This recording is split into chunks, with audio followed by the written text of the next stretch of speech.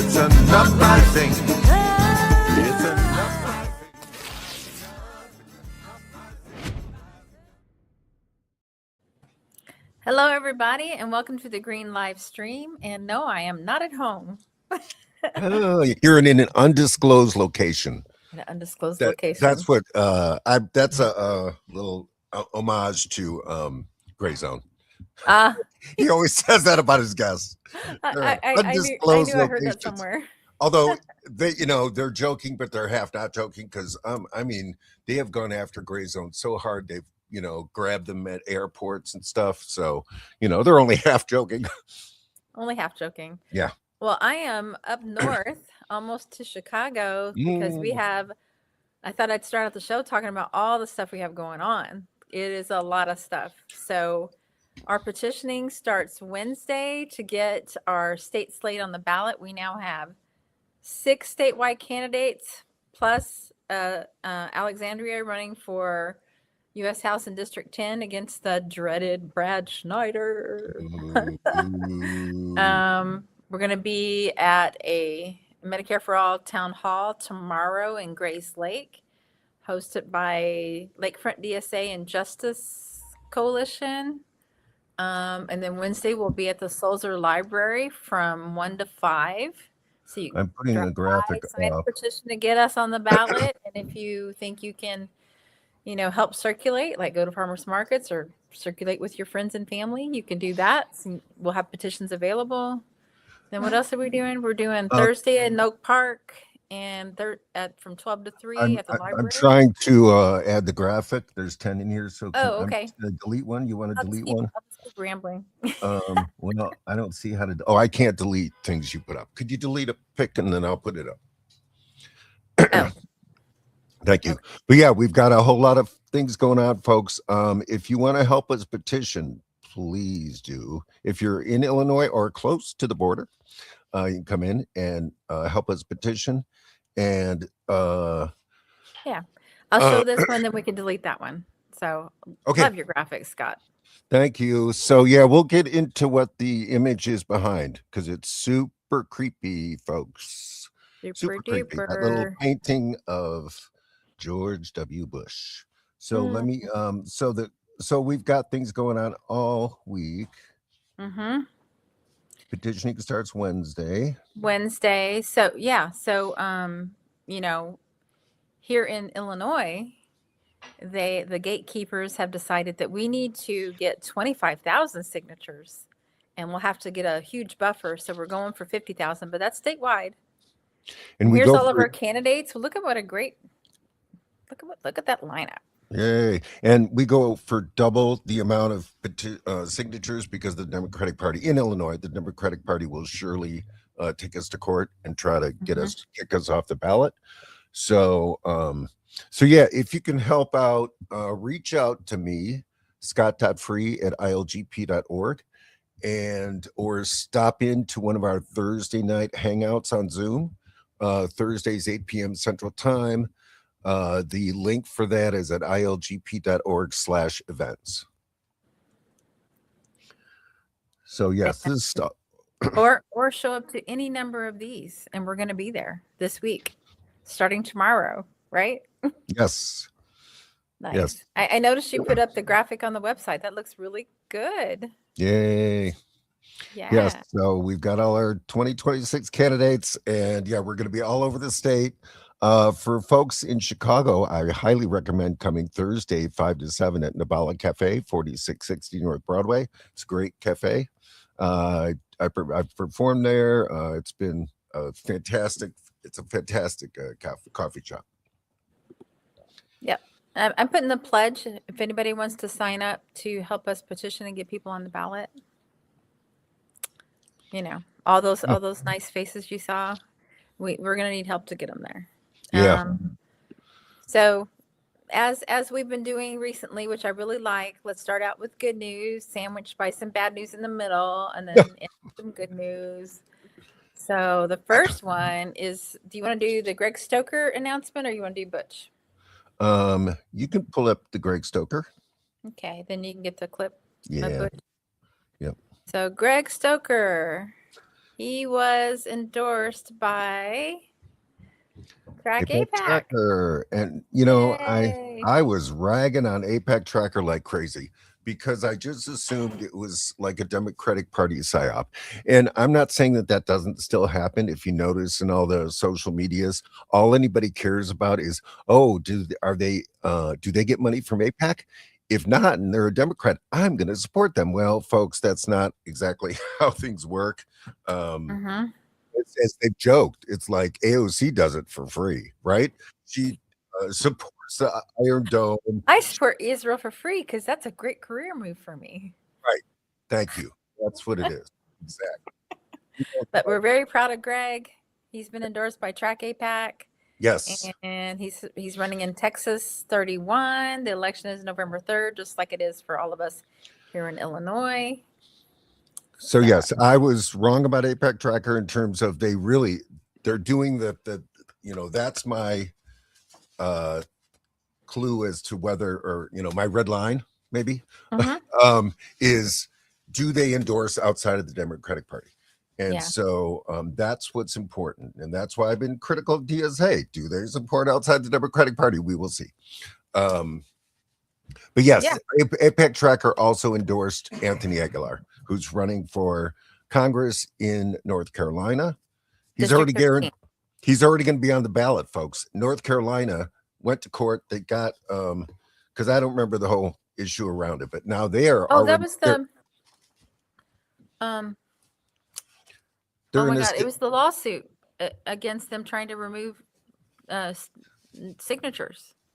I don't know if that was the lawsuit that got them on the ballot, but they're on the ballot. So they don't have to do any of the things that we're doing, like this 50,000 petitioning. They are on the ballot already. Yeah, he goes, I'm already on the ballot.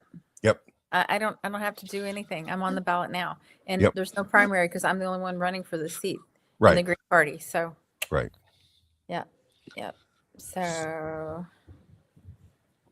all right. So I think I shared it. Is it ready? I'm still giving them the side eye. Higher profile third party candidates are getting through, but others aren't. What's the real criteria? Not sure what you mean there. Go ahead. What was that, Kalia? Oh, Butch. Okay, let's go. Can you put Butch. put up? I It's missed. up. Yeah, I missed Kalia's. Okay. Malcolm X once said, "We are not outnumbered. We are just out-organized." See, y'all might not think that we've got a great shot at taking down Team Blue and Team Red and winning the governor's mansion, but we absolutely have the chance to beat them. But it's going to take every last one of us. See, they've got corporate donors, they've got billionaire donors, they've got APAC. They are swimming in blood money. All I have is you, but that's all we need. We are not outnumbered. We are just out-organized. If you can put in $3 a month, $5 a month, $10 a month, we can amass the resources to defeat these people. And the good news is we only have to do it once.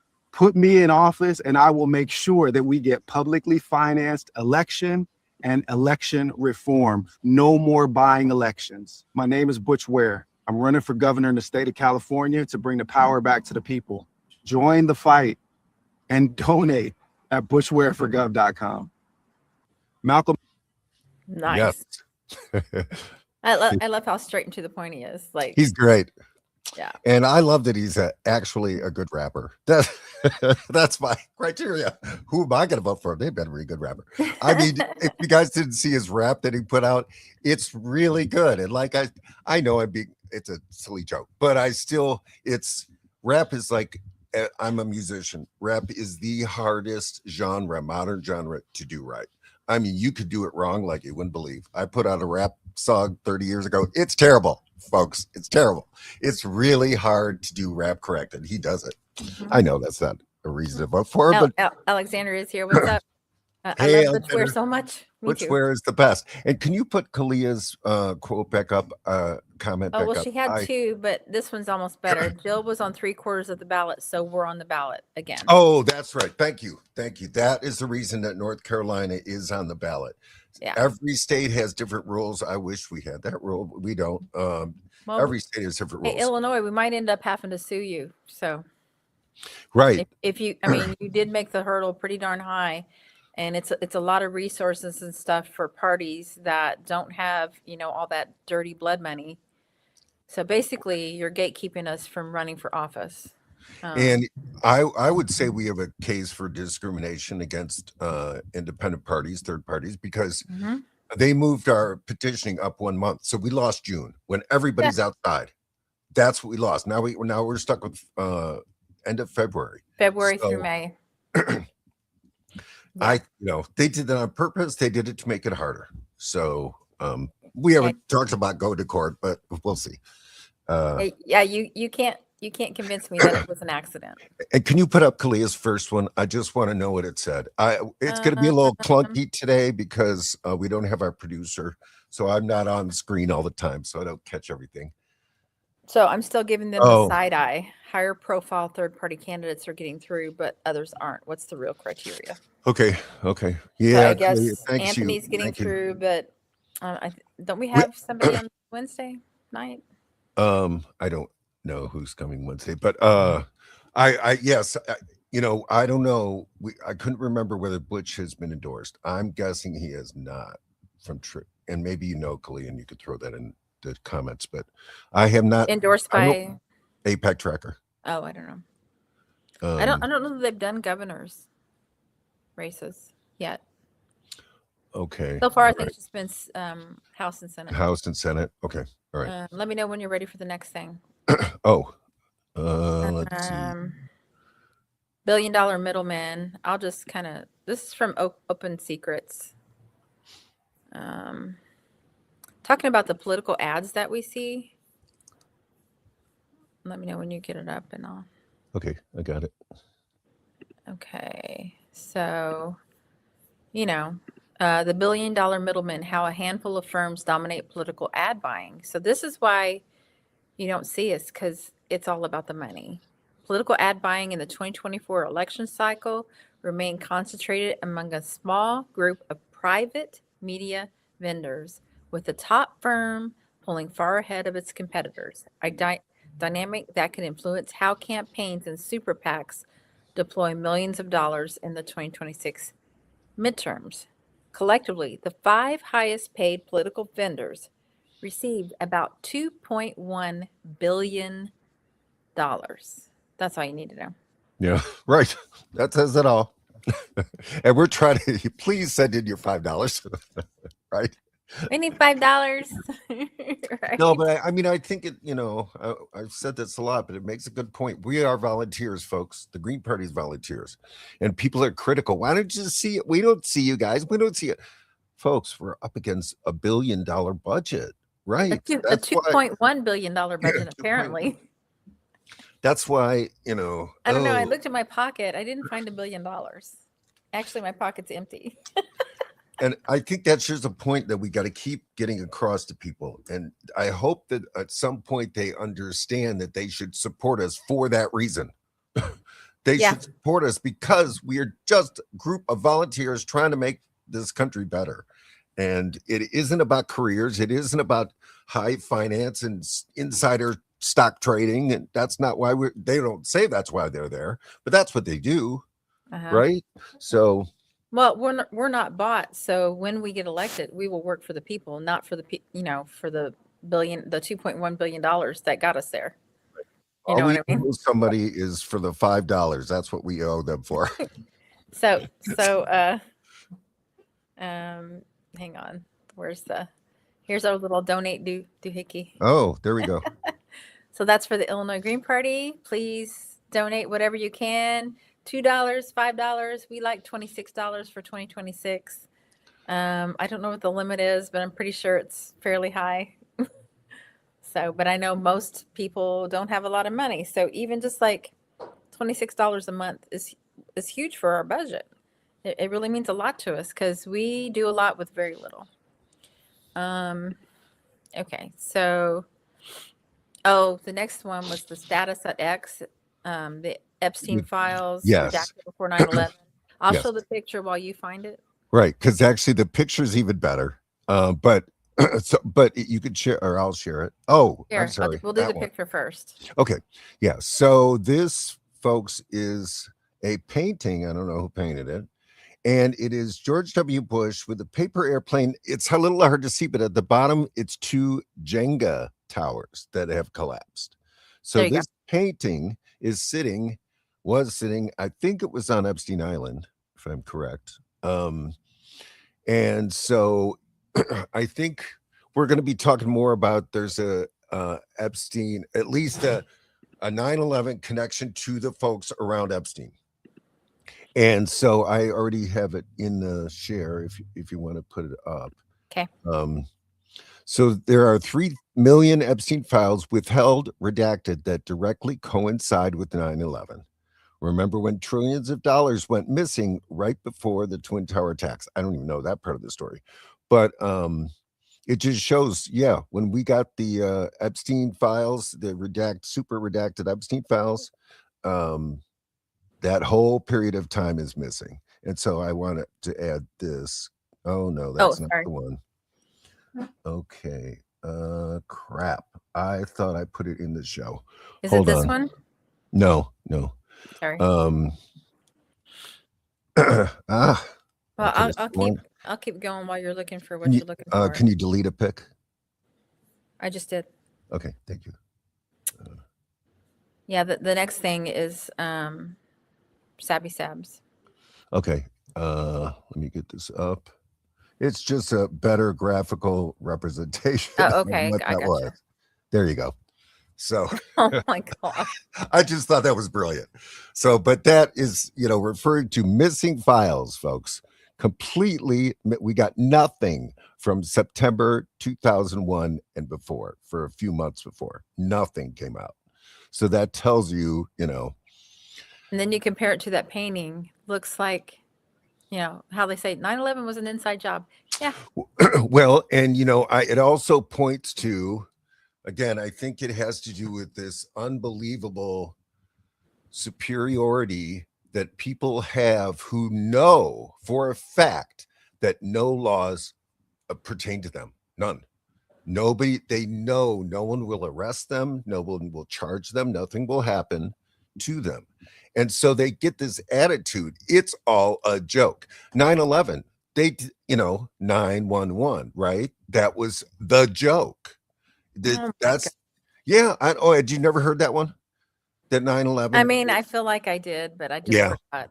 I know it was a long time ago, but no, folks. I mean, I think that's part of it. This is all, it's disgusting. They're sick. These are sick folks. And do I say that, 9/11 was planned by Epstein? No, I'm just saying that the information out there is all redacted for us from that period of time. Yeah, we've only gotten half of the Epstein files. There's 6 million pages. We've only got 3 million.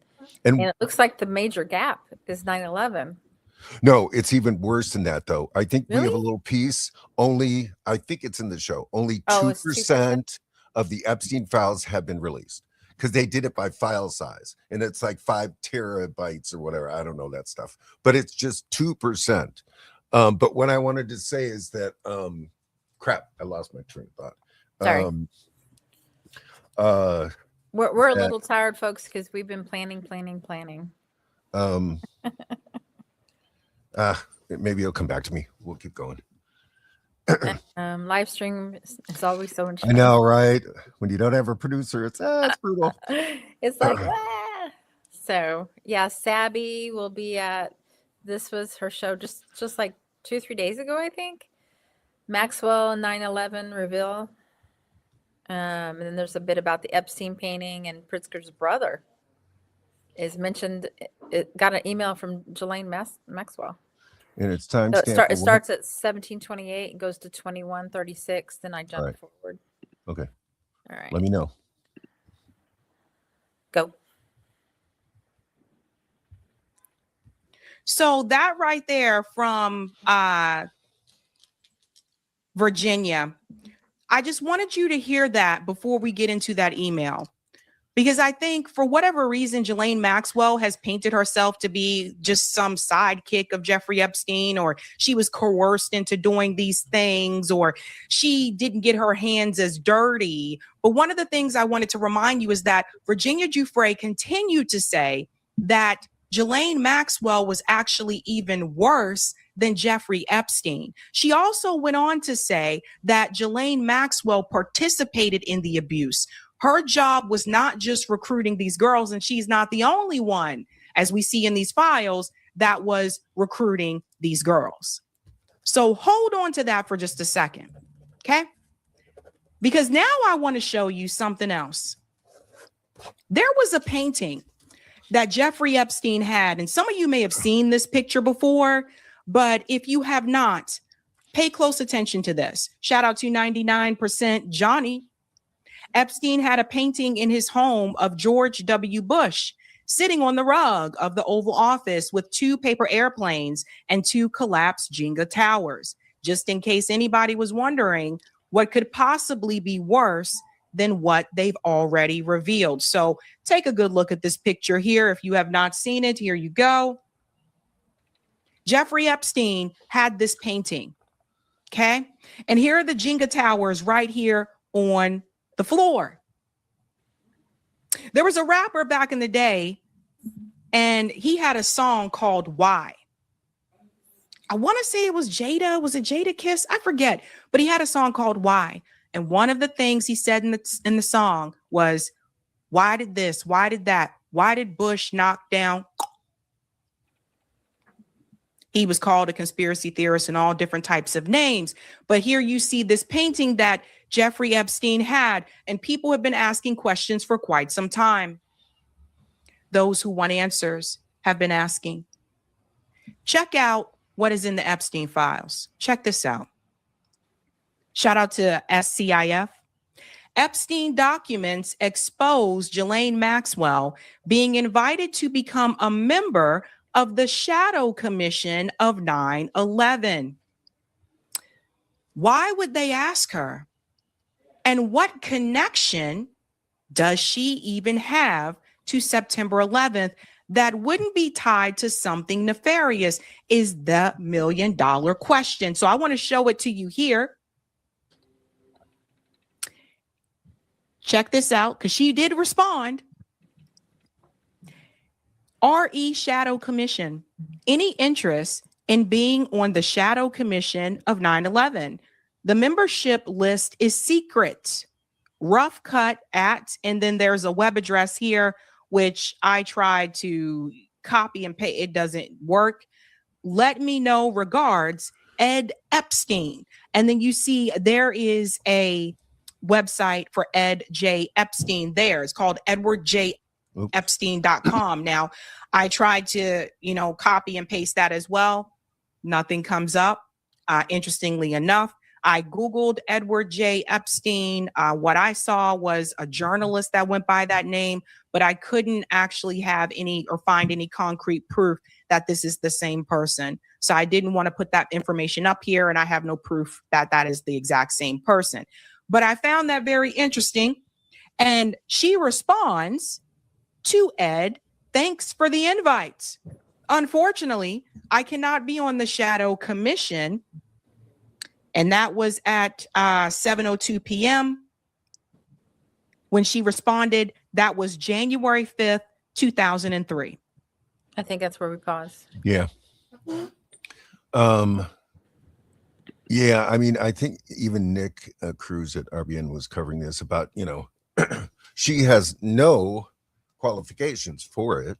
I mean, technical qualifications. I don't know if she did like some advertising. She was doing modeling. I mean, it was prostitution, but I can't remember how she advertised herself, but it had nothing to do with anything that would be related to 9/11. She was basically a socialite.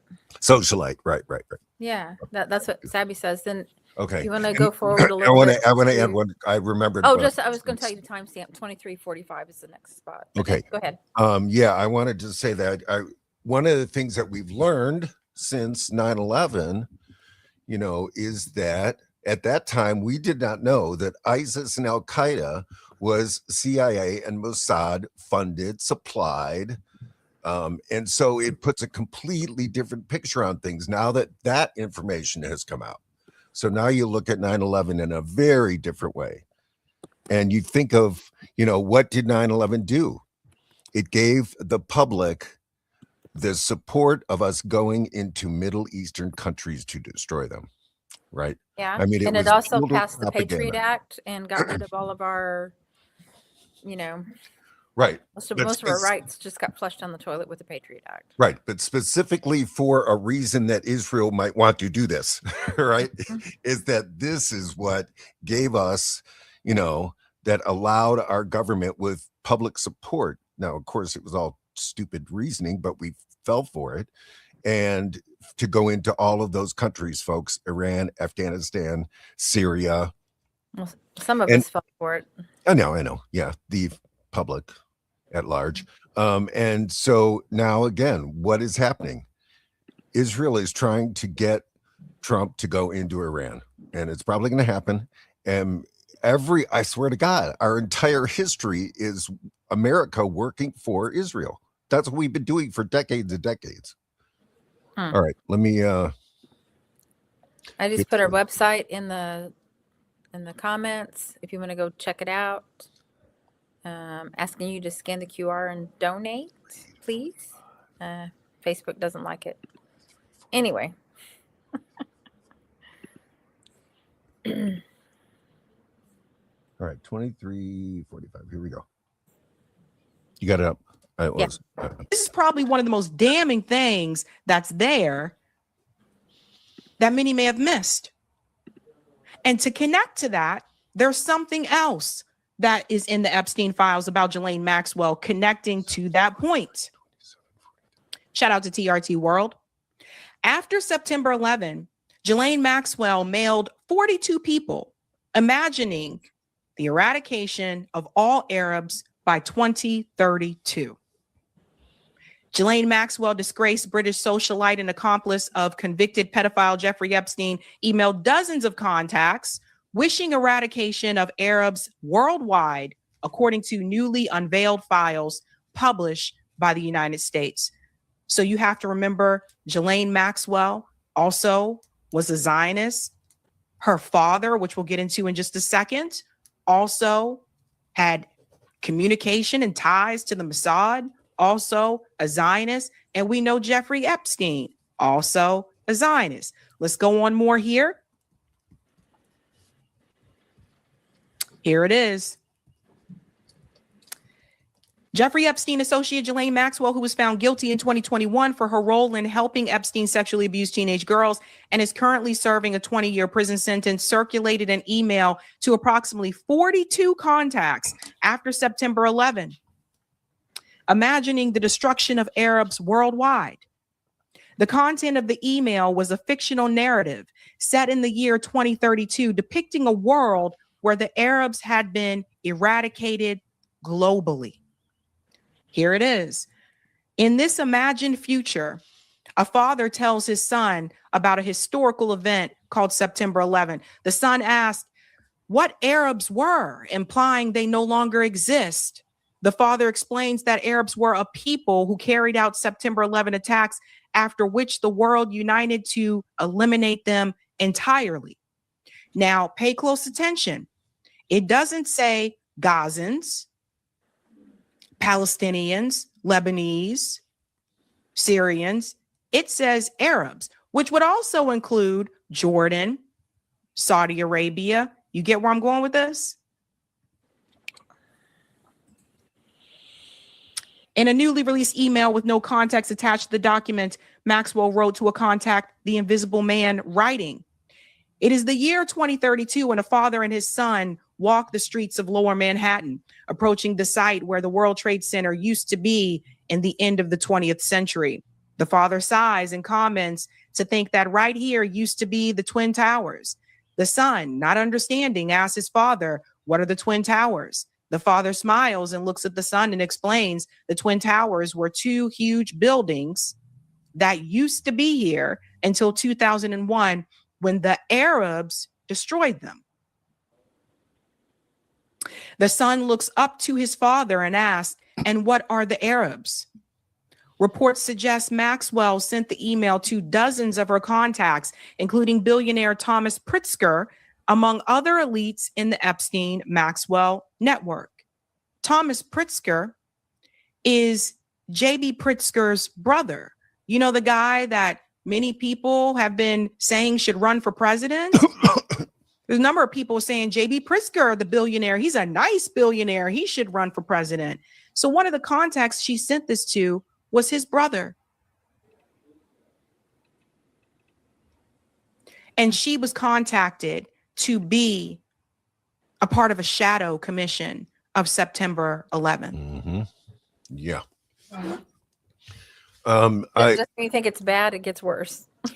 There was we can't include everything. There's a million things that happened in 1 week. There was a on Twitter I saw there was on Israeli TV this journalist, and it was some talk show thing, and he said that he can't sleep at night if there aren't buildings burning in Gaza. Oh, I think I saw when you put that up. Yeah. Yeah, we put in probably 50 things, and then we have to trim it down to like maybe 25. But it really helps. I'm so glad Sabby did that. It really helps paint the picture of both tying the Epstein world into 9/11 and also the mentality. I mean, again, it's that supremacy concept, right? It's the Nazi, but in this case, Jewish supremacy concept that justifies the complete slaughter of a people. I mean, it's just worldwide. Well, yes. And do you think they'll stop there? No. So we have to stop them now. But anyway, I thought this was great. So Larry Silverstein, owner of the World Trade Center, was late on 9/11, like Howard Lutnick. Lucky Larry had a dermatologist appointment. Maybe he was getting trying to cover up his horns. I don't know. Well, it's just, yeah, no. Received calls from 3 Israeli prime ministers, Sharon, Bibi, and Barak, and cashed in his insurance plan on the asbestos-plagued World Trade Center. Now, the next one we're going to put up is I'm going to qualify these things, but I mean, I think, again, this stuff is starting to really come back because of the Epstein files. And so this one is on... Is it a video? No, it's just a post. So I did put it ready to share. 4,000 Israelis were warned not to go to work on 9/11. They avoided harm due to an Israeli instant message service called Odiga that sent out a warning in Hebrew 2 hours before 9/11. Do not go to the World Trade Center, Pentagon, that day. Of the 4,000 Israelis, only 3 or 4 died that fateful day. Now, I have not verified this. It's a article about it. It was in the Jerusalem Post. I don't know what and Haaretz. date of it. Oh, and Haaretz. Okay. I don't know the date of it.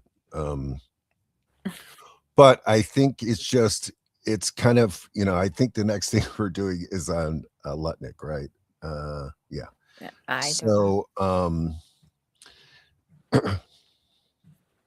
Let me get this ready. I mean, the next graphic we have is about this. Now, qualified, this has not been verified. It's just, I think somebody needs to look into this and see if it's true. That awkward moment when the BBC reports the demolition of World Trade Center Tower 7, 26 minutes before it actually happens. If that's true, they're guilty too. Yeah, we got to verify that one. I've seen it in a couple of places, and that's like an old conspiracy theory, but it ties, again, if there's one thing, I didn't know what opinion I really had on 9/11, but the one thing that was absolute was there was no reason that Building 7 just collapsed. There's absolutely no reason. It's not related to planes flying in and collapsing the Twin Towers. It's down the road, and it's not down the road, but it was like a controlled demolition. Yeah, and that one, right, and they've analyzed because it collapsed in. Right, it went straight in, and that one they can't even. There is no way you can come up with some explanation how that happened, other than planned. Yep, and now we see they don't care what we think; they're just doing whatever they want. That's then how they at least try to put a shine on it, That's how it's. Let me know when your next thing is ready to go. I think I have it ready. Hold on, but I may struggle. Oh, yeah, you do. Okay, go ahead. And thank you to my co-host, Scott Free, for basically putting the show together because I had to drive for a long time yesterday. This is not. Center. Oh, The head of Cantor Fitzgerald, Harold. okay. I have not watched The this. sound's a little low. Okay. And I have not watched this thing. I was going to read the part above it, but I think to play it, it's pretty good. okay. All right. Lutnick just happened to be out of the office that day that the terrorists struck. Mr. Lutnick was taking his son to his first day of kindergarten. Now he says he has a very different view of business and life. He spoke to our business correspondent, Terry Keenan, earlier today. We are really focused on trying to make sure that our 700 families who lost a member of their family are taken care of. And so I spent the day yesterday and part of the day in talking to our insurance company. Our insurance company, CNA, told me that they would, they told our guys that. I don't think we need to watch that, but here it's written on this side. For the past 24 years, Howard Lutnick claimed he wasn't in the Cantor Fitzgerald offices inside WTC on 9/11 because he was dropping off his son for first day of kindergarten. However, records indicate the first day of school was a week earlier. It wasn't the first day of school. And he named the wrong school. He was supposed to be dropping it off at Horseman, and he didn't. He dropped him off at a synagogue. Oh, okay. So, liar. So yeah, it's I had not heard of this side of the story before, but this one is another one that really shows. I mean, when coincidentally all these very rich and powerful people don't quite make it to 9/11, to the office that day. I think either it was Silverstein or Silverstein, I think his wife also worked there and didn't make it that day. Yeah. Going South put in Odigo let you send messages to Jews only. Oh, interesting. I've never heard of that. I've never heard of them, but that's pretty fascinating. Well, and that's, old technology, right? So 2001. I mean, that's, yeah. Let me see if this. All right, let me read this. This is a nice, I can share it, but I'll just read it. Yeah, go ahead and read it. Save time. But if you want to put it up, this is from Richard Gage on Twitter. It's all starting to make sense now. When legendary stock trader Max Kaiser interviewed investment banker Jim Rickards in 2014, Kessler said Howard Lutnick's firm, Cantor Fitzgerald, was placing big put options on the 9/11 airlines days before the attack.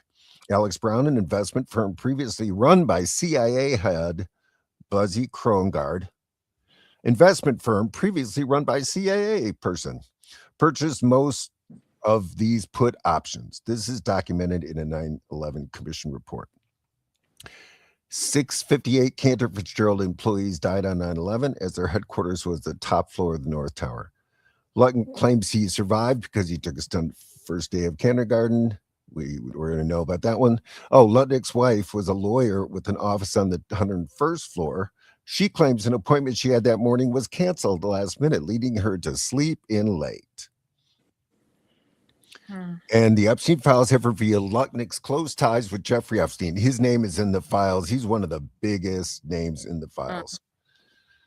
We don't exactly know who told Lutnick's firm about what was coming, but we do know this. It's a big club and we're not in it. Yeah. Who's in that video?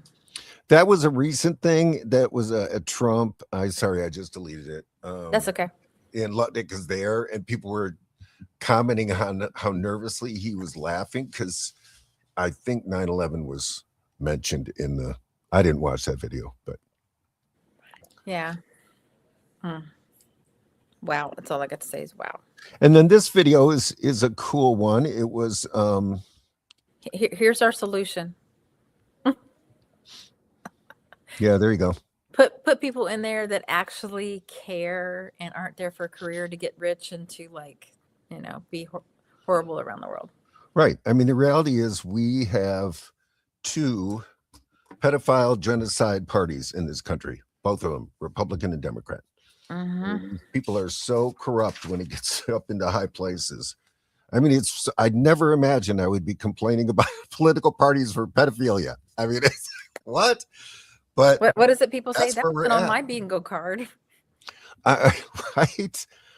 I mean, yeah, I mean, the Epstein files was such a shock for the level of depravity. I can't remember if we mentioned this, that one of Jeffrey Epstein's girlfriends was a dentist, and they had a dentist office there. And I hate saying this. I'm sorry to say it, but reports are that they took the teeth out of the babies so that they wouldn't bite. Oh, geez. I know. I mean, it's really, really rough, and it's just so horrific. Well, do you mind if we move on? I want to do this. Can we? Well, it's up to you. It's the world. Well, Lee Camp is. I wanted to make sure we understand that how much they're watching us. Okay, sure. We can keep going. No, it's okay. Leaked email. Amazon's Ring. All your fancy Ring cameras for when you get your delivery, or you can look at it from wherever you are. Well, guess what? I always knew they were looking at it too. Amazon's Ring says internally they plan to surveil everyone. Amazon's Ring cameras will not just be used for dogs and will instead surveil all of us and feed that information to police departments. Here's the proof. 11 days ago was the Super Bowl. During that pitched battle for CTE supremacy, Amazon aired a commercial for their new Super Ring Cam Lost Doggy Puppy Finder, which pissed off 78% of Americans. 65% because they realized it could be used to create horrible dystopian surveillance state. 13% because they felt Amazon was distributing lost dogs around the U.S. simply to prove they could find them. Oh my God, that's hilarious. Okay, that's oh funny. my God, I missed that part. Oh, thanks for the laugh, Lee. Well, Love that's you. Lee. Okay, that's Lee Camp, folks. Man. I didn't know Lee was on Substack. Good for him. But right, he's you funny. gotta. But folks need to get the context. That was a Lee Camp joke, folks. He is a mess. So Lee, this is Lee Camp. I put out a viral column about said dystopia propaganda. It's been read about 6.2 million by around 6.2 million people on Facebook and other platforms. This is not to say that I'm taking credit for nationwide fervor, but I will take credit for writing a kick-ass column. Yeah. Oh God, he's. Then 5 days ago, Amazon's Ring responded to the nationwide panties in a twist moment, both male and female panties, by canceling their contract with Flock Security, a company that reports every license plate of every vehicle where Flock is illegally operating and sometimes illegally operating, tracking some drivers over 500 times in a single month. Basically, Amazon's Ring said, "We see that you're upset. Our Ring cameras could possibly totally be used for horrifying surveillance state. We're therefore canceling that contract that doesn't undo almost any of that." Exactly. Yeah. No, Lee is the best. He's the best. Super tongue in cheek. Actually, towards the end of the show, I definitely want to put in. There's a Lee Camp video that he really gives a good perspective on the whole Epstein thing. It's really good. Oh, if you got it handy. Oh, okay. Yeah, we could. Yeah, I mean, we're in the Lee Camp Epstein moment. Okay. Let me find it. Well, and if you didn't watch last week's, I know it was taken down for a few days. We had, I think, just a couple things that was a copyright issue, so. But the stuff with Nirvana and Kurt Cobain and Courtney Love is a must watch. Anybody that's a grunge fan, you got to go check it out. So we put the video back up. It's the one with it's back up. 1984 Orwell and then the Balls statue being burned. It's that video. We put it back up, and the links to the things that we had to cut out are in the show notes. So there's some good stuff in there, folks. My God. I think it was one of our best shows. Whew. Well, this whole Epstein thing is really, it has opened people's eyes. And was it Kubrick's film Eyes Wide Shut? Was that he died mysteriously right after? Yeah, they went crazy on Eyes Wide Shut, folks. I've never seen it. Now they're saying, guess what, folks? He was trying to, show the world, and he was for it. That was a Tom Cruise, Nicole Kidman film. Wow. Okay. Super creepy. Yeah, they talked a lot about details like director's cuts and stuff that I don't follow that stuff. I know life is cheap for these monsters. It is so, oh my God, beyond cheap. It's just. Is that a Rocky Horror Picture Show reference? Oh, really? Oh, good for you Life's if you pretty got that. cheap, that type. Okay. No, huge fan. What are we doing next? I know we tend we to are goof off. doing another leak camp. So let me know when. Okay, here we go. Go, Lee. Get him.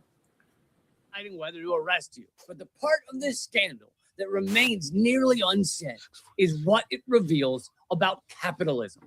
The Epstein story isn't new, unique, or unusual. In fact, sex trafficking, blackmail, extortion, grotesque criminality by the ruling elite of all kinds are commonplace.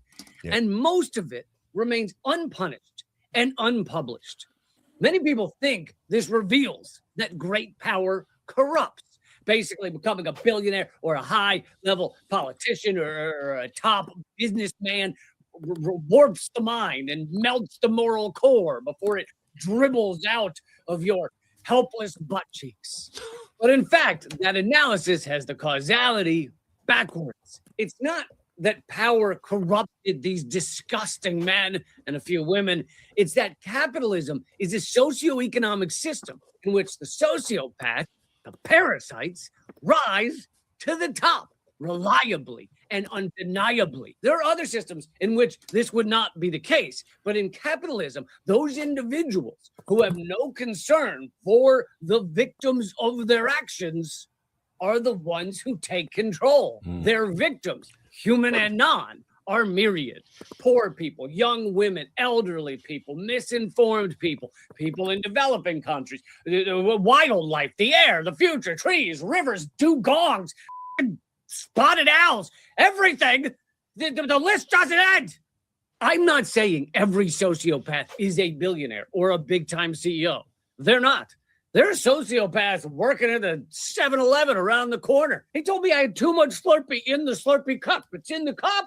I mean, sure, it's all pouring out of the sides, but that's my business. But I'm just saying that nearly every billionaire or big-time CEO is a sociopath.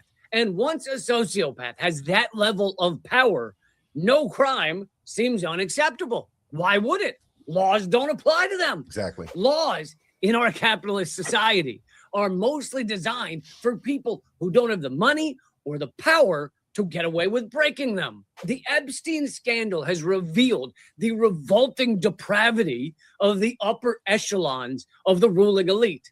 But it's not a matter of corruption. It's not a matter of, whoops, it went wrong. What happened? No. This is the system working right. Capitalism rewards people with no concern for humanity, no concern for others. Those people are handed the golden keys and told, do your worst, have at it. We'll see what happens.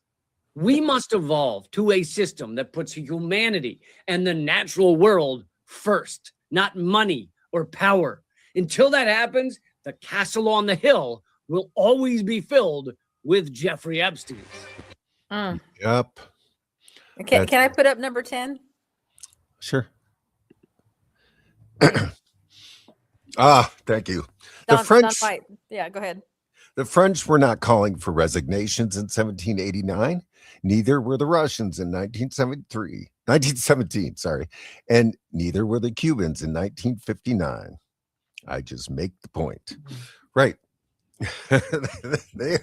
I could, Lenin was not saying, oh, the Tsar should step down, or should resign in disgrace. Yeah, and you get to keep all your money and your depravity and never be held accountable for all the horrible stuff you did. Yeah. Joe's here. What's up, Joe? Hey. Depravity of men and how they treat women, the history of the world. Yep, absolutely. And when I was watching Lee with that, it just immediately I thought of Bill Gates. I mean, he's such a perfect example. What did he do? He just cheated his way with Microsoft and wiping out companies like WordPerfect, or buying them up and destroying them. And, that's how he rose. And he wasn't, what I've heard, he wasn't the tech guy at all. He was, And now, I mean, I have to, you know, full disclosure, I worked on a project that was Bill Gates funded. Why? Because that's where, you know, the work was at the time. And what was gross is the way they all bowed down to Bill Gates just because he was throwing the money at people. And it's horrific. That guy is completely unqualified. We're going to do more Bill Gates stuff in a minute. Well, the next thing is the Bill Gates video that you had. Okay. All right. So, you know, when you get it up. So while you're doing that, I'll put this up so we can talk about that. This is from Javier Echeverria, translated from Spanish. The lead lawyer in the Netherlands who is prosecuting Bill Gates and other criminals has been arrested and is being held in a maximum security prison. Bill Gates, Ursula von der Leyen, Albert Bourla, and Klaus Schwab have been identified and charged with bioterrorism and crimes against humanity. Yeah. I call. All right, let me get this up. Okay. Don't see it yet. There you go. Alrighty. And it's 0 to 42. Okay. Okay, go ahead. The Harvard professor who literally wrote America's 1989 Biological Weapons Act and was set to be a star witness against Bill Gates and Pfizer CEO Albert Bourla in the ongoing Dutch Crimes Against Humanity trial, has been found dead. Days before, he was scheduled to give a sealed deposition, proving that the mRNA shots were intentionally designed as depopulation weapons. This comes weeks after the Dutch plaintiff's lead lawyer was dragged from the courtroom in handcuffs and disappeared into a government re-education camp. His crime? Questioning the medical advice of Gates and Bourla. They're not rigging the trial anymore, they're terminating it, along with anybody who gets in their way. Yep. Wow. I know. You know, there's so much stuff. I didn't cover any of this stuff. And again, the medical, you know, research stuff can be tricky, but they are saying that they're seeing cancers in young people like crazy, and vaccinated people. And they won't release unvaccinated. They do have a lot of data on Amish. The Amish. Yeah, and they won't release it because that would be a comparison of vaccinated against unvaccinated. I think that's a story that's going to come out, you know, in years. Eventually, they're going to find out that, you know, vaccines in and of themselves are good things. It all depends on who's making it and what their intent is. Well, there's been so much. I think RFK Jr. No, I hate the guy, but he did make a good point about how vaccines got some special situation with our government where they don't have to go through the same trials. Yeah, there's some. So they've never done on any vaccines, never done the actual what is standard procedure. Kenneth Swanson says the masks and robes hide when they shapeshift back into their original true reptilian form. I mean, it's I mean, this whole devil worship stuff is so weird to me. It's so. Are you people serious? I mean, people, you know, let's back off of this a little bit. You know, they want the mass extinction of an entire race of people. They're trying to. They're down with genocide. They're down with kidnapping, killing, pedophilia for little kids. How could it be any worse? Can you think of one single thing that can be worse than that? I can't. Right. I mean, it is the worst things that humans can do. But good thing that we're not like them, right? Well, we definitely have to. And again, there's more of us than there are of them. Right. Should we figure out a way to actually join together? One thing people have been saying is just don't comply in advance. There's one thing. 2 is to withdraw your money from their system, which is hard to do. I get it. You know, I got a couple things I need to look at now that I keep learning more. So you just stop funding them because they need us. They just don't admit it. You know, they depend on our labor, they depend on our money and our cooperation. So just don't give them any. I see it. Okay. Go ahead. What's this? I didn't timestamp it. It's about farmers. I'll just stop it when I've got to show you guys something. This is traditional sweet corn. Now, what's really wild about this is not what we used to call our heirloom seeds. This is just our regular sweet corn that you buy off the shelf. This is GMO corn. Now, we grow this as our field corn.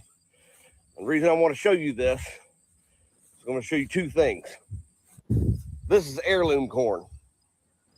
Now, we don't weed it. Normally every year, this corn has come up and done really good for the last 10 years. Same seed. So I've grown it over and over, and we rotate our crops. But also, you look at the sunflowers. Once you look at them sunflowers, the sun,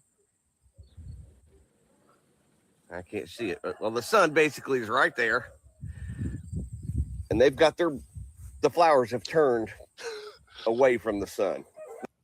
That's all I'm going to show on that one. It's just kind of a hint of how I'm going to do the next one. Okay.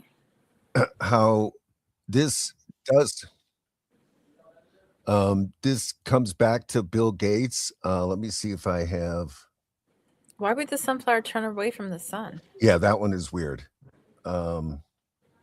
Crap, I don't have the right link. Oh crap. Well, just tell us. That one of the things that Bill Gates was trying to implement was spraying like aluminum, or I can't remember what it was, into the air to try to as a technological solution to climate change to block the sun. Oh, you found something? I found it in the notes. Hang on, I'll put it in the private chat if you want to show. Yeah, there it is, about aluminum.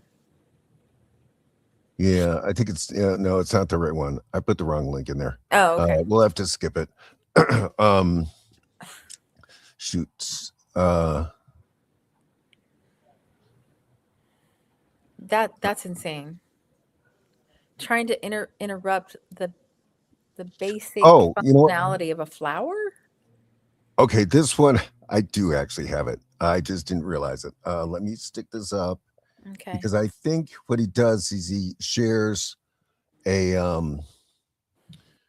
it was on Tucker Carlson that he shared it. I think back when he was on Fox. I just didn't catch that at first. Okay. So I'm gonna make it big and then we got it. You got it? Yeah, it's up. On January 15th, the snow still hasn't melted. How does the snow not melt for 25 days? Come on. By spewing calcium carbonate dust into the atmosphere. Bill Gates is backing the first high-altitude experiment of one radical climate change solution, creating a massive chemical cloud that could cool the Earth. It's called solar geoengineering, and it's highly controversial. It would look something like this. Thousands of planes would fly very high and use nozzles to inject millions of tons of light-reflecting particles into the stratosphere. It would create a thin chemical cloud of those particles around the whole planet, blocking some sunlight from reaching the surface. It would mimic a giant volcanic eruption, which we know cools the Earth. Now, just to restate, Bill Gates is not God. Bill Gates is some kind of weird, socially awkward rich guy who lives in Seattle. He doesn't own the planet, but he's now changing the planet single-handedly. This is not just over his yard in Seattle. This is over your yard. You know, you're meaning to tell me that for not one day, the temperature hasn't risen above freezing point for 8. Wow. So yeah. And so the thing that I was also forgetting, and I'm going to get some of the terminology wrong, is that the thing about the corn was only the GMO type corn is growing well. Now regular, organic, not spraying anything, those are doing really poorly. And so the concept is that they're going to force everybody that they have to be having these GMO. Or you can starve. Right. So Bill Gates is trying to control the food supply also, folks. I mean, it's just really scary crap that's going on. Well, we get it. Bill Gates is really bad. Man. We'll but show. He's even worse than you thought, right? Yeah. And speaking of somebody else that's really bad. I don't know if you're going somewhere, but I had one more video on Bill Gates. I don't know if you were. Well, I was going to, because it's one, I was going to move on to Trump. But Yeah, no. That's fine. That's fine. So I'll put up the picture while you get whatever clip you want ready. Okay. Yeah, I mean, just look at this. Look at this. Look at the way he's looking at her. She's 13 years old. 13 years old. Donald Trump's the pedophile's choice. Katie said she was searching when Donald Trump, you know, her. She tried to file a lawsuit but received so many death threats from Trump supporters, she dropped the case. Okay, here's the, if you want to share it. Okay. Okay, go. Let me see, get the timestamp. Epstein victim reveals explosive details about Trump. Okay, I don't have the timestamp, so I'm just going to wing it. Specifically asked about me because I remind him of his daughter. And she said, well, she's 13 as well. So he knew the first time that he saw me. But he comes over mad because I was crying. And he said that I should be thankful that someone like Donald Trump took my virginity. He basically didn't say took my virginity. He said, I should be glad that someone like Donald Trump popped my cherry and not some pimply little 14-year-old. And I just was like, what if I said, what if I get pregnant? Not even talking to him. I didn't want to talk to him. I was talking to Tiffany. And he said, well, you'll get an abortion then, bitch. And then just walked away. Why the Jeffrey Epstein case would be of interest to anybody. It's pretty boring stuff. It's sordid, but Yeah, it's pretty boring stuff. I don't know why anybody would be interested in Jeffrey Epstein case. Because, you know, I'm allowed to do whatever I want, you know, ruin little girls' lives forever. Yep. Disappear them, have them killed, kidnap them, repeatedly abuse them. You know, it's boring. Because I'm a bored psychopath. Now I just want to play with the world. And I just want to, like, go to war with Iran. And kidnap people, the president of Venezuela. I haven't even heard about what's going on with that. Well, supposedly, you know, it's both sides. Again, not confirmed. Both sides are threatening Donald Trump to release videos of sex with children. Israel and Iran. So, I hope Iran does it. I mean, yeah. So let's see. The next. This is well, the next time while you're doing that, I'll put this up. No taxation without pedophile incarceration. I gotta make a sign like that. I'm a little honestly, I'm pretty pissed that I don't see massive protests about the Epstein files. This makes no sense to me. Why is there not massive? Come on, people. What happened to all the No Kings people? I don't care who does it. I'm just saying. Yeah. That seems like kind of your lane. Right. Yeah, no, it's horrific that well, it's not horrific. I get pissed that I think I did miss one about Bill Gates here. That's something else. I got it ready to go if you want. Okay. I'm hoping this is right. We'll see. Anyway, I love James, so we're gonna play this anyway. Okay. Is it ready? Yeah, it's ready. There have been some crazy things that we have found in the Epstein files, but this right here might be the darkest. This is from a limo driver who had met Trump in the 1990s, and he alleges that Donald Trump raped a young girl along with Jeffrey Epstein. The victim was then encouraged to go to the police, to which she replied, quote, "I can't because they will kill me." The victim did eventually report it to the police, but she was found a while later with her, quote, head blown off. And the police officers on scene stated that there was no way it was a suicide, even though the coroner ruled it as such. Like, what the actual hell is going on here? And why are we not doing anything about it? Okay, we got to let these guys know that this does not end until these gross, disgusting people, all go to jail. Yeah. Forever. Forever. All of their money needs to be taken and divided. All of their privilege and power needs to be removed, and they just need to sit in prison for the rest of their lives. And this goes back to Lee Camp on capitalism. Why does the coroner lie? Because his boss told him to lie, and because he's worried about his job, because he has to pay the rent next month. Well, he's worried about his job, and he's worried if he doesn't, he'll be murdered as well. Well, okay, good point. Very good point. If you don't say it, Yeah. somebody else. Yep. Yep. So the next However, there's more of us than there are of them. If we all are on it, they can't do anything. And that's what they're actually worried about. That's why they keep us fighting each other over stuff that doesn't matter that much. Right. I mean, we agree on the things that we want, stop genocide.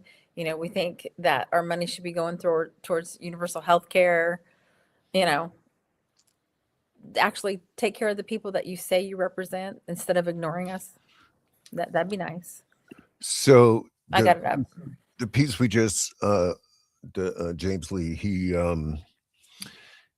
was talking about that a limo driver had talked about that his adopted daughter was raped and then murdered. And so this is the limo driver. To Donald John Trump, who was the 45th president of the United States of America. Donald, I know for a fact that you know exactly who I am. Don't even try to play like you don't.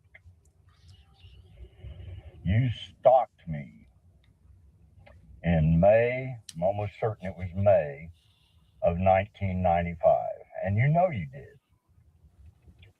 You called around the different services that were in the Dallas area until you found the one that I was the chauffeur for.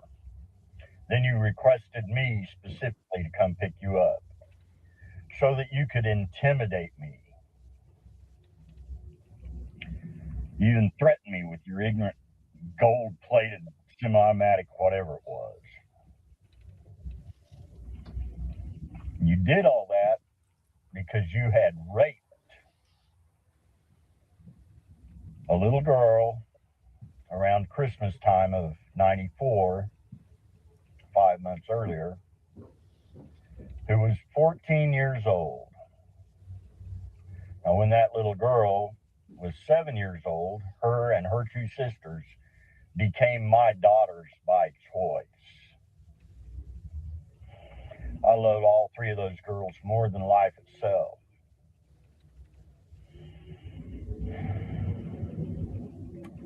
And you stalked me in Dallas, I guess because either she or her mother had threatened you with me. Haven't been able to get a straight story out of anybody about it.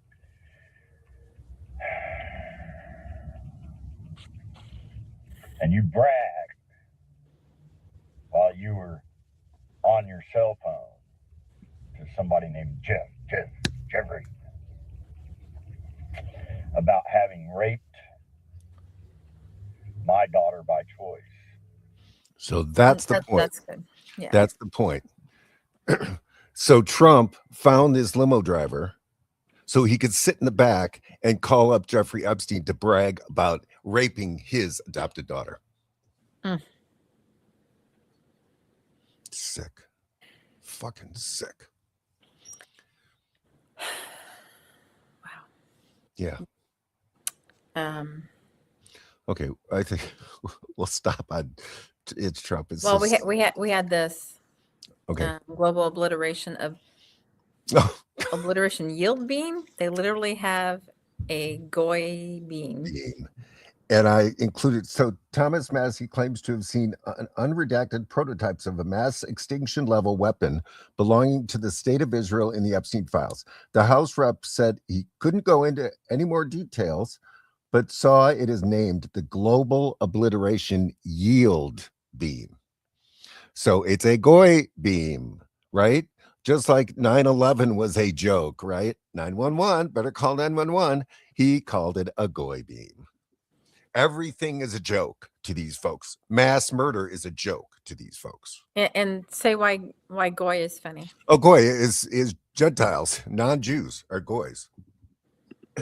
I only learned that recently. I don't follow things, but it's, and there are really that kind of supremacy joke talk is in the Epstein files too. I remember seeing a piece that was covering that side of the story, and I didn't find it again, but And here's just a little piece on the 2%. Well, I don't know. Do we want to include that, or should we keep going? Let's keep going. Let's keep going. I want to get to the Obama. Oh, let's just show Obama. that. I think that'd be good.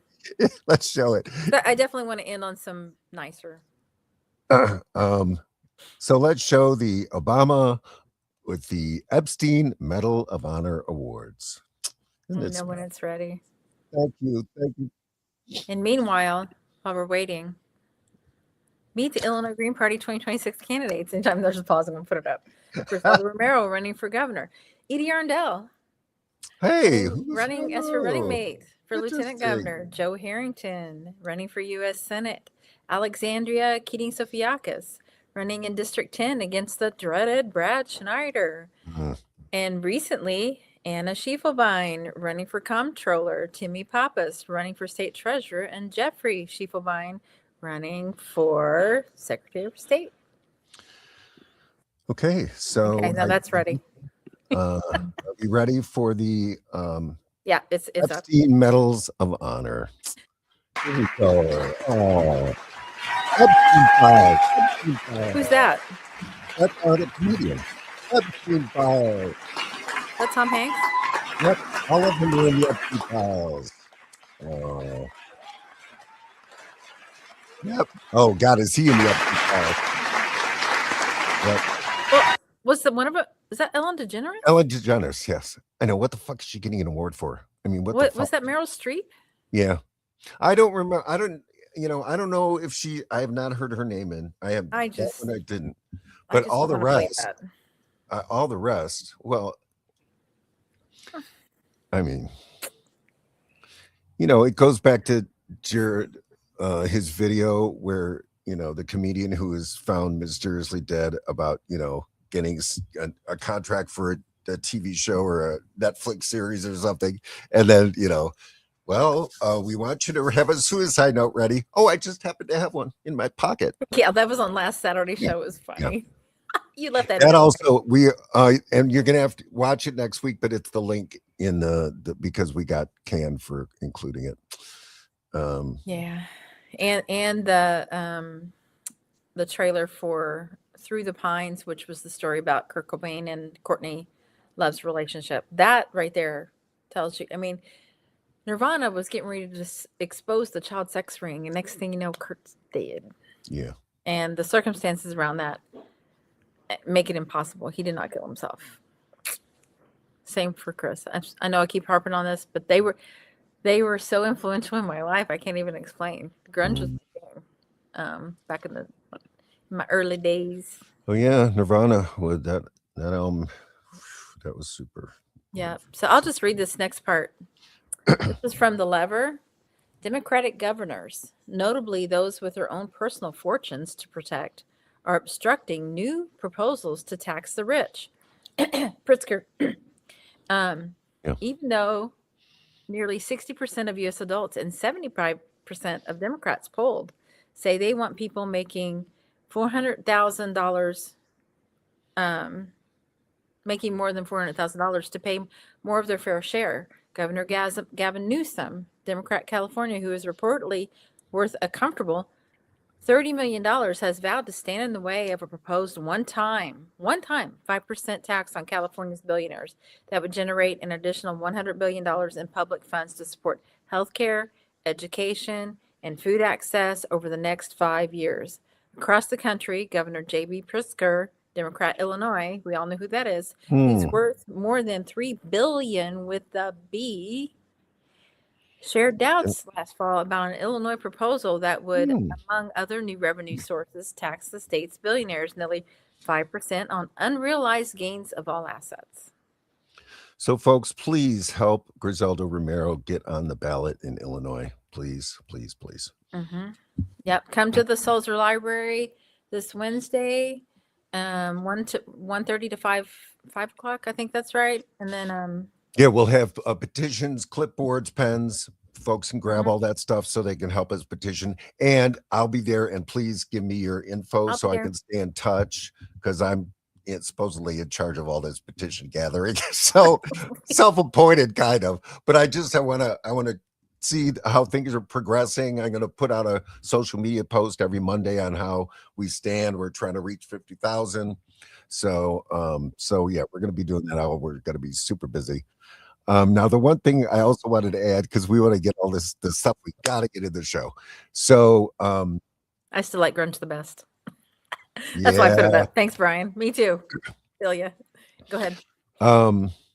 So Jesse Jackson died this past week, and I didn't realize how cool he was with his politics, how he remained. He didn't sell out to the Democratic Party, and of course they finally got rid of him.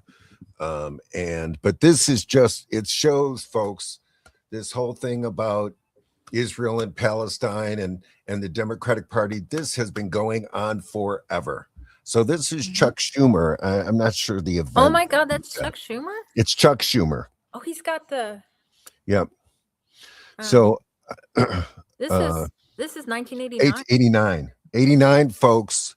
So this is what we've been dealing with. November 2nd, 1989. Let me remind you, the last time I was booed publicly, and this was the last time, was something you all abhorred, because I was the leader in the fight against the pro-Palestinian Jackson Plank at the Democratic Convention. Bingo. I got up on that platform and I said just what I thought, and certain other states got up and booed my speech, so that just as tonight, the MC had to get up and say, give the man a chance to be heard.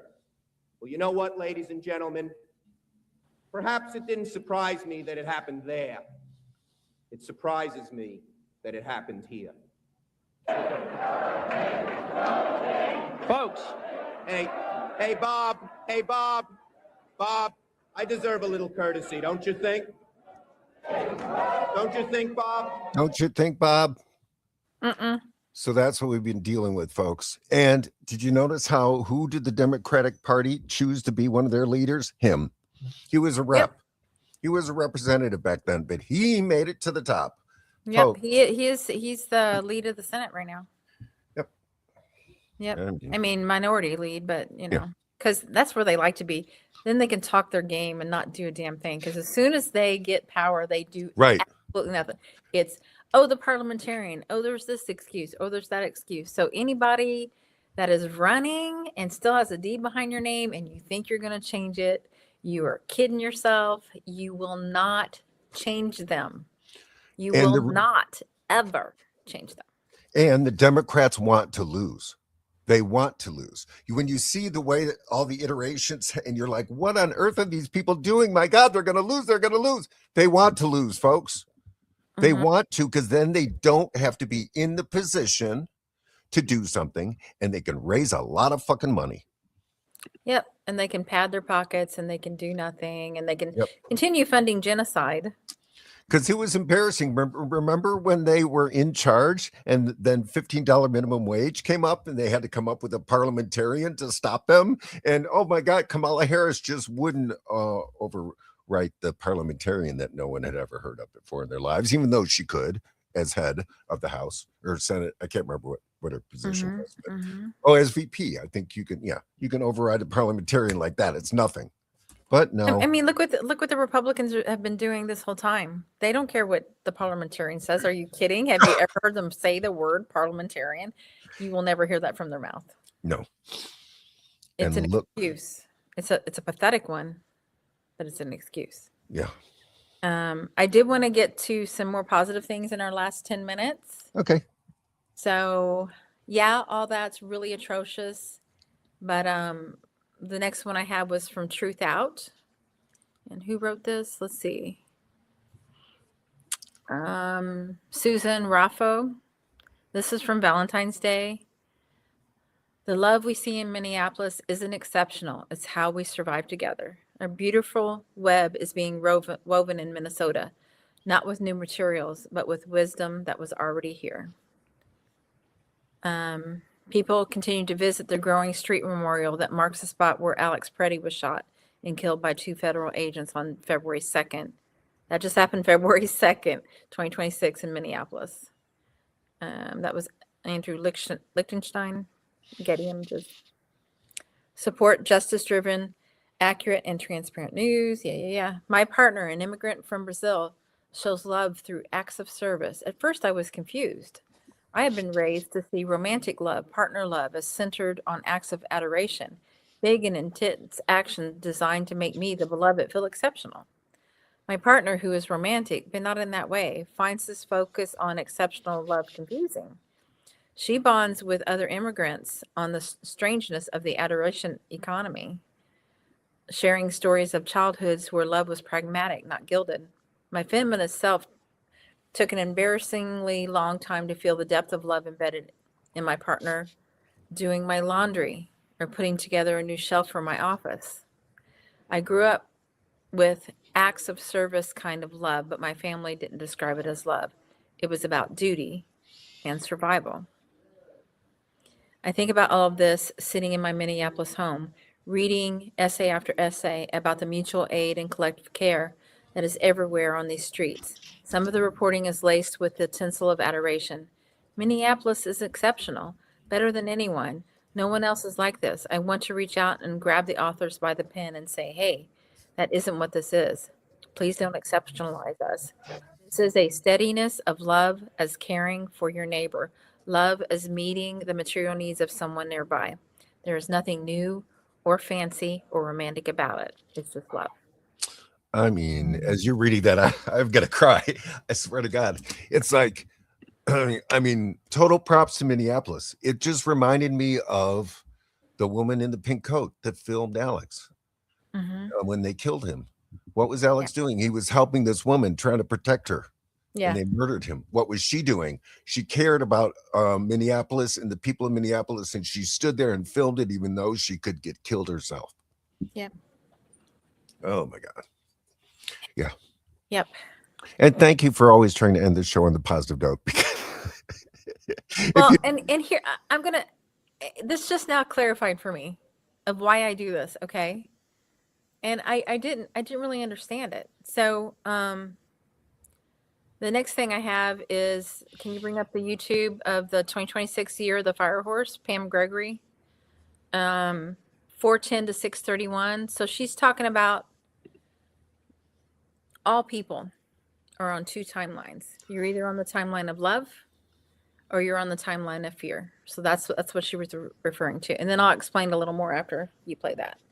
Okay, I don't see a video in this. Yeah, it's down at the bottom. Oh, okay. You got it? Looks like you got it up. No. Is that the last one we did? Yeah. Let me share it, and then I'll continue to try to find the video in it.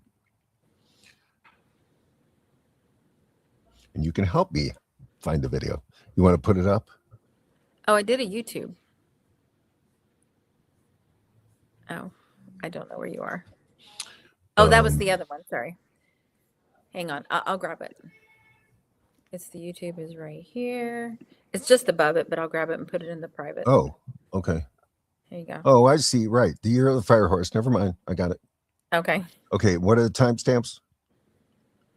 410 to 631. It's like 2 minutes and change. Okay. 410. She's got a British accent, which makes it extra charming, in my opinion. Okay. And Pam Gregory. You don't really believe in astrology, do you? This is kind of a monumental time, apparently. Struggling. I'll tell you when I get it. 410. 410. Mm-hmm. Okay. You have it there? Yeah. That will be much more, they will be much more available to us, but again, use your discernment with that. The love, let's call it the love timeline, is much more internally referenced, that you are very aware that you're living from the inside out, not the outside in. There's a greater sense of sovereignty, spiritual sovereignty. It's much more natural, organic, heart-based, There's a coherence about it, a simplicity. It feels connected. It's a much greater sense of oneness, of connecting to all that is. So very broadly, I think those are the two timelines. And the love timeline is much quieter, actually.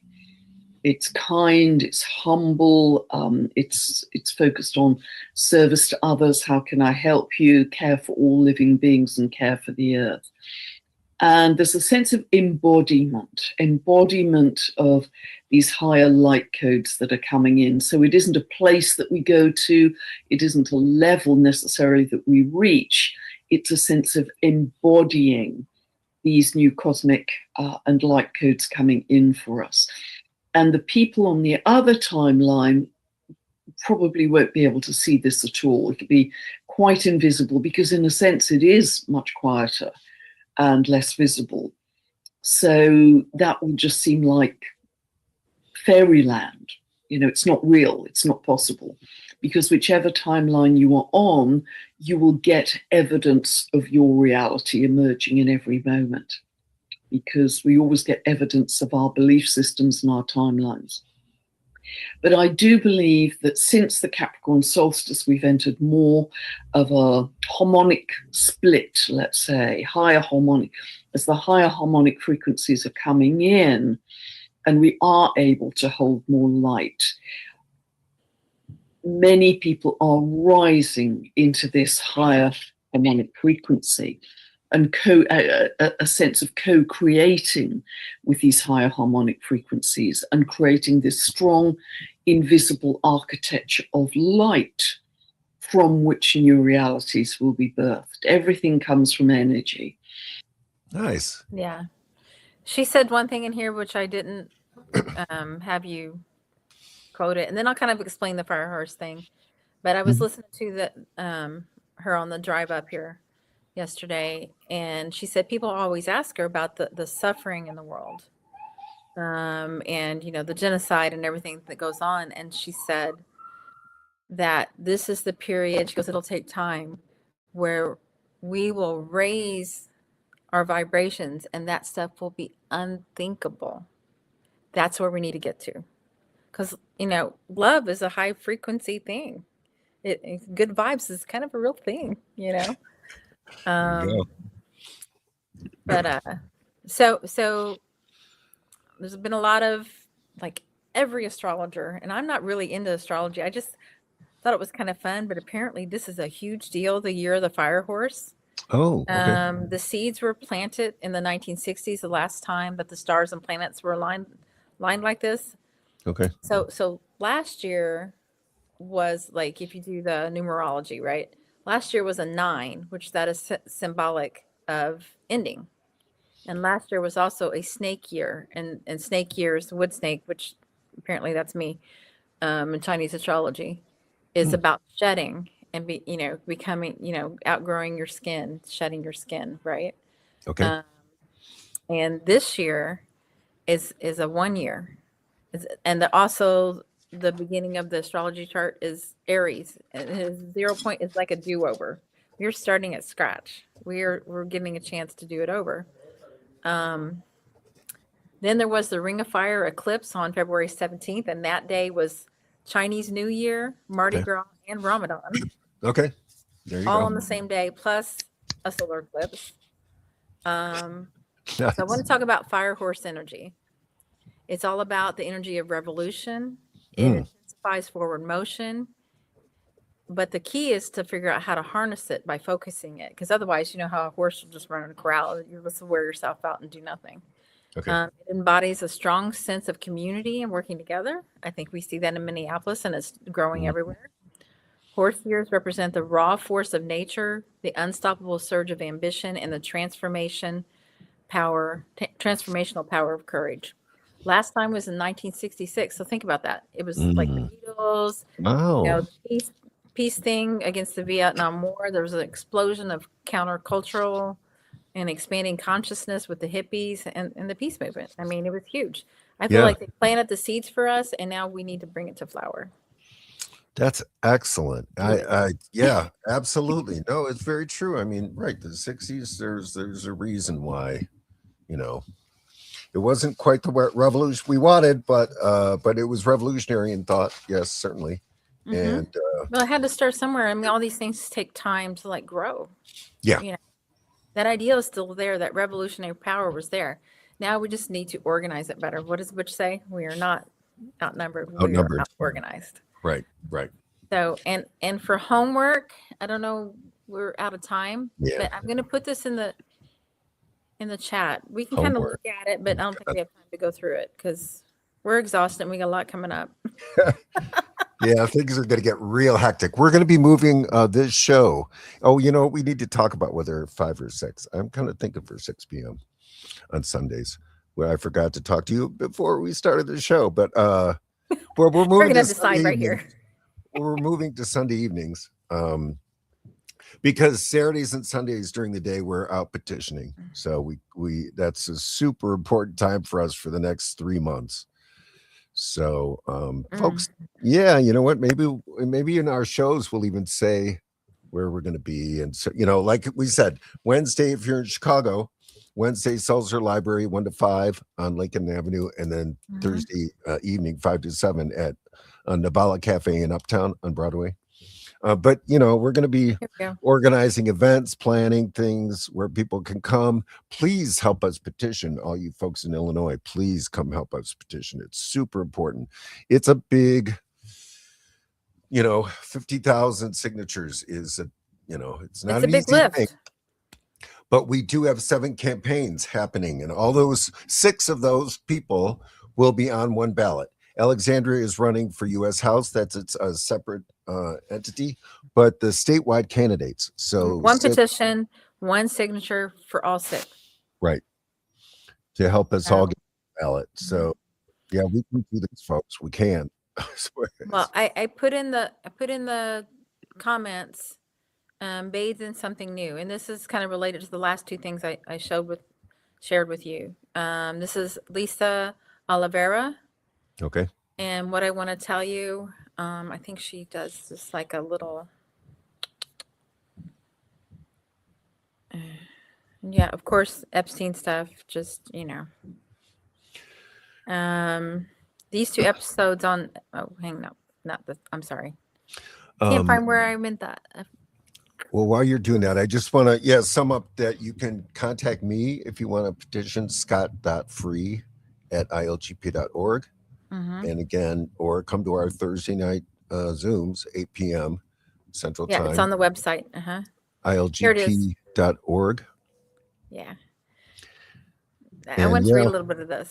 I want to tell you my cat is resting his old fragile bones right up against my hip as I write this and letting his warmth feel like community is deepening my breath. I want to tell you how exquisite it is to have an embodied realization of what you are holding on to that is truly not yours to hold. How exquisitely grief-filled, how intensely relieving, how wildly illuminating, how excruciating and confronting and itchy, and also somehow like finally opening a door you long thought was locked, suddenly letting fresh air into what once was a tightly shut room. I want to tell you watching people protecting their neighbors, practicing care with wobbliness and precision, and extending their imagination to something more beautiful than this gives me courage to keep becoming the kind of person who can do the same in my own corner, in my own heart. And each of us contributing our hearts in doable ways means so much more than any of us becoming a hero.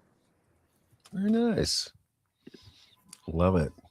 I know. Thank you for ending our shows in positive ways, because that's my nature. Yeah. And I want to say 2 things. I want to say, I'm going to put this back up. Our candidates, Griselda Romero running for governor, Edie Ardell running for lieutenant governor, Joe Harrington running for U.S. Senate, Alexandria Keating-Sofiakis running for U.S. House District 10, Anna Schiefelbein, state comptroller, Timmy Pappas is running for state treasurer, and Jeff Schiefelbein is running for secretary of state. I wanted to make sure to get those in there. And the other thing I wanted to say is Wednesdays, and we hope to have some of those folks have already been on Green Live Stream, and we're going to have them back. And then we're going to make sure we get everybody, all of our candidates on Green Live Streams on our Wednesday interviews. This coming Wednesday, we actually have a candidate who's running for U.S. House in Texas. Alex McMenemy. Alex McMenemy. So that's going to be our guest. Yeah, we're going to be Wednesday. doing candidates probably for the most part from now on. We're going to try because there are so many candidates across the country who are already green. So we're all excited about that. Absolutely. Each state is doing their thing, folks. And go online and check out all the state parties and their candidates, and check ours out. We are on or just Facebook. go to gp.org.